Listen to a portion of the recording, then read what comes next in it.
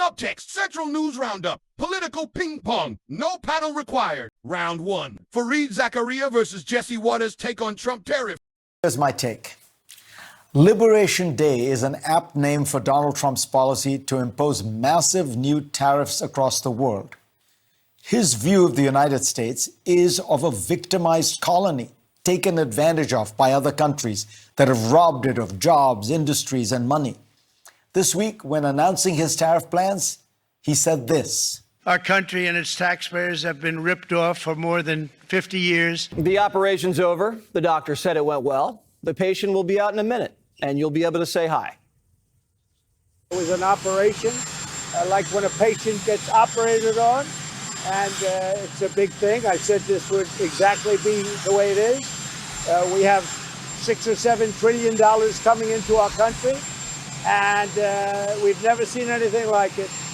The markets are going to boom, the stock is going to boom, the country is going to boom, and the rest of the world wants to see, is there any way they can make a deal? Trump's acolytes like J.D. Vance and Howard Lutnick parrot this view, painting a picture of a hollowed-out country with empty factories, unemployed workers, and stagnant wages.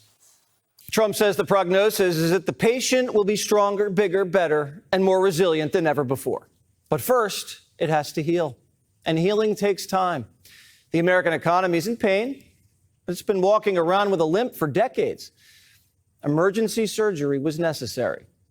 For 40 years, we have gone down that pathway. We've seen closing factories. We've seen rising inflation. We've seen the cost of housing so high that most Americans can't afford to buy a home right now. President Trump is taking this economy in a different direction. He ran on that, he promised it, and now he's delivering. And yes, this is a big change. I'm not going to shy away from it, but we needed a big change, Lawrence. We cannot keep going down the Joe Biden globalist pathway where we have $2 trillion of peacetime debt and deficits. We have manufacturing disappearing. That is not working for Americans. We've got to take this country in a different direction. The reality is the opposite, and it is only because it is the opposite. In other words, because of America's unrivaled economic power, that Trump can even attempt his tariff policy. It is U.S. economic heft that allows him to try to force the rest of the world to bend to his will. But Trump is using American power in such a capricious, destructive, dumb way that it will almost certainly result in a lose-lose for everyone. Kamala Harris admitted during the campaign that the American dream was dead. She didn't have to say it, but we all knew it. Her boss and his gang killed it. American workers haven't gotten a real raise in 30 years. And the saddest part is our own companies conspired with the politicians to keep it that way. They moved factories out of the country, used dirt cheap foreign labor, and sold the product back into the country with no tariff and made a killing. And then they said, enjoy your cheap TVs. Well, what good's a cheap TV if you're barely making any money, your factory closed down, and you live in a ghost town? Watch your shows and shut up, is basically what they said. Is that really the best we can do for the country? Round 2. Chuck Schumer versus Donald Trump. Tariff face-off. Donald Trump is feeling the heat from Democrats and across America about how bad these tariffs are. He is reeling, he is retreating, and that is a good thing. We are going to continue to put the heat on him because there are still much damaging tariffs in place. And we're going to continue to put that heat on him because the 10% across the board is still in place. The China tariffs are still in place. So point number 2, point number 1, he's feeling the heat, tremendous heat. And that heat is not going to be, we're not going to let up, and the American people are not going to let up because this is doing such damage to people's pocketbooks. Second, it's a partial retreat by Trump, but there's still a lot of damage that's in place and will happen to American consumers, even given what Trump said. But third, this is chaos. This is government by chaos. He keeps changing things from day to day. His advisors are fighting among themselves, calling each other names. And you cannot run a country with such chaos with such unpredictability, with such lack of understanding of what's going on in the world and the facts. When there's chaos, already damage is done, irretrievable damage is done because of the chaos.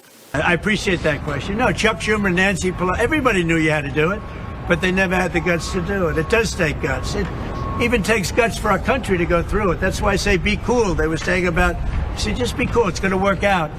It's going to work out, and it's working out. I can tell you, working out maybe faster than I thought.